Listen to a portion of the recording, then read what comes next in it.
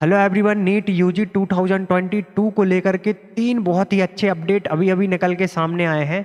और एक बुरा अपडेट है। बुरा अपडेट क्या है कि आंसर की अभी तक रिलीज़ नहीं हुई है, लेकिन जो भी स्टूडेंट के कम मार्क्स आ रहे हैं और आंसर की रिलीज़ नहीं हुई है, उनके लिए इसका फ़ायदा ही मिलेगा, ना कि लॉस मिलेगा। अगर आंसर की रिलीज हो जाती तो शायद आपके लिए ये तीन अपडेट बेनिफिशियल नहीं रहते। अब मैं ऐसा क्यों बोल रहा हूँ, सारे अपडेट आपको बताने वाला हूँ। फर्स्ट अपडेट हम जान लेते हैं। पहला अपडेट है आपका एनएमसी बिल पास को लेकर।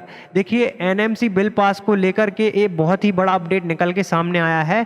मद्रास हाई कोर्ट में ये पिटीशन लगा हुआ था।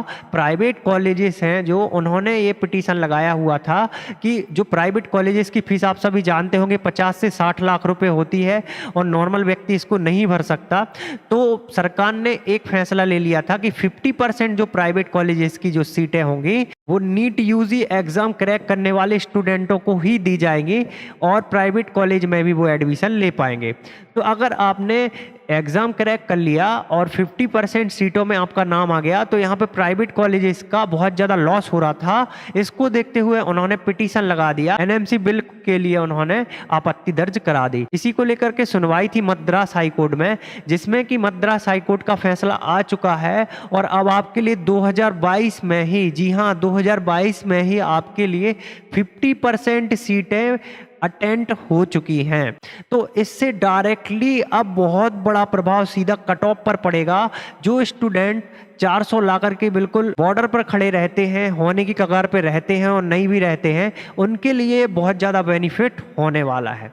इसके बाद दूसरा जो बहुत ही मेजर अपडेट है और अच्छा अपडेट है, दूसरा अपडेट यही है कि इस बार न्यू काउंसलिंग प्रोसेस आपकी स्टार्ट हो चुकी है।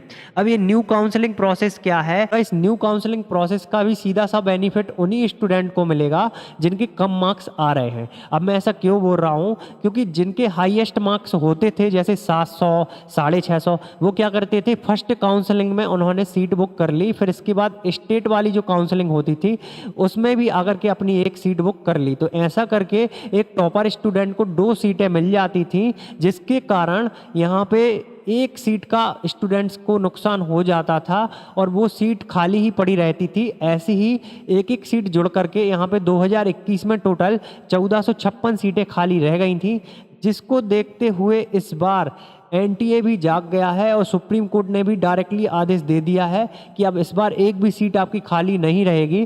तो जो पिछली बार 1456 सीटों का नुकसान स्टूडेंट्स को झेलना पड़ा था, वो भी इस बार बेनिफिशियल रहने वाला है। इस बार 1456 सीटें डायरेक्टली इंक्रीज हो चुकी हैं। अब तो गाइस तीसरा और सबसे लास्ट अपडेट भी हम जान लेते हैं कि तीसरा और सबसे लास्ट अपडेट क्या है। 2 बड़े एमबीबीएस कॉलेज को मंजूरी मिल चुकी है, जिससे 200 से ज़्यादा सीटें इंक्रीज़ हो चुकी हैं।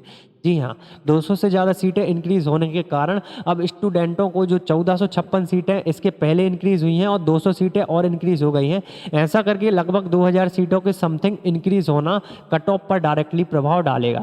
और गाइस आंसर की से रिलेटेड भी इस वेबसाइट पर एक अपडेट दिया हुआ है, तो चलिए इसको भी हम देख लेते हैं।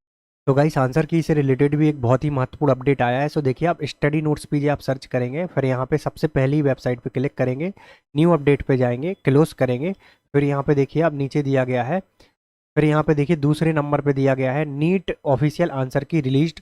इस पर आप क्लिक करेंगे, फिर यहाँ पे आपको ये सब कुछ पढ़ लेना है। यहीं पे बहुत ही मेजर अपडेट दिया गया।